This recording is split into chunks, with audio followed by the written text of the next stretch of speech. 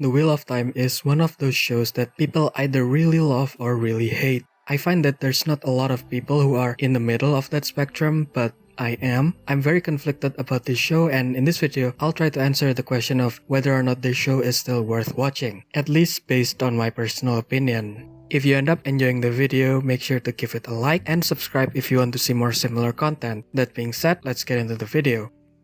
One thing that I can't comment much on is its book accuracy. Now, I've read the books up to, the 7th or the 8th book. I don't remember because around there, the books just really slowed down to the point where I don't really want to keep going anymore. But I still do remember a thing about The Eye of the World, which is the first book that is, that the first season is based on. So I know that some of the things are changed. And I do admit that some of the changes near the end kind of baffled me a bit. I mean, I still like the ending of the season more than a lot of people do. Because I think the show really got the tone and the vibes right when it comes to the ending. But yeah, I can understand people's frustration regarding the changes, although I do think that some of the other changes that people get so hung up on are kind of, not that big of a deal, I suppose. And it's just kind of silly to say whether it's amazing or not, because again, some of the changes just don't really mean that much either way. At the end of the day, I believe that adaptations do not have to fully adapt an original text without any changes whatsoever, because different mediums have different aspects, so you can't expect to have everything adapted in a way that perfectly matches the book.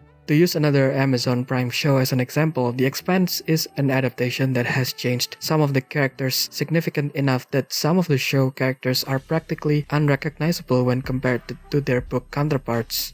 And certain subplots or plot lines have been either cut completely or mixed with some of the others to the point where they're nothing like the version that is in the book. And you know what? Most people seem to enjoy the changes there. I certainly do, even if at the beginning I was a bit skeptical. While I'm not saying that The Wheel of Time is doing as good of a job as The Expanse has done in terms of adapting their respective source materials, what I'm saying is that maybe we should give them a little more time first. Maybe the things that they are changing that don't look too good so far might develop into something good. Who knows?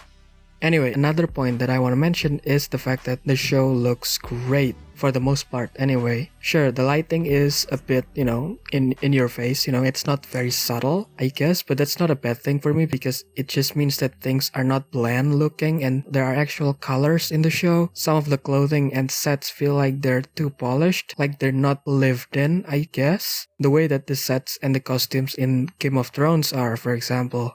But that's just a very minor issue for me. The bigger issue for me is how some important parts of the final episode just look really rough and look really cheap. What makes it even worse is the fact that those things looked great in the first episode when it was done using practical effects instead of CGI. It's unfortunate and they couldn't replicate that for the season finale due to COVID stuff, I believe. And sure, maybe that's not too big of a deal for a lot of people, but I just found it to be really distracting and it kept pulling me away from the story. Which, to be fair, the finale itself was weird. There are character choices that seemingly defy any explanations and things happening for reasons that I'm just not sure about. I said earlier that it had the right vibes or tone. What I meant by that is how I remembered the ending of the first book to be a bit of a mess, and it can be a bit confusing if I remember correctly. And that's exactly the feelings that I got from the show's season finale.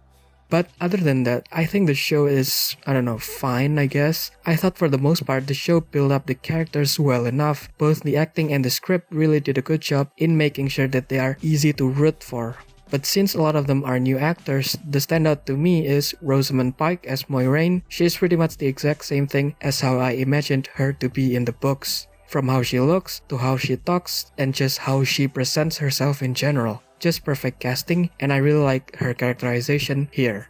The plot is also like the same thing, I guess. There's nothing extraordinarily good and nothing that stood out in a good way. One thing did stand out in a bad way though, but I'm pretty sure that it had something to do with one of the actors getting replaced or something, so that's just something that is difficult to deal with, I suppose. The rest are fine, and by that I mean it's really nothing to write home about, but it's still competent enough that I was never really bored even during the slower parts, but I was never really that invested either, outside from Moiraine's story.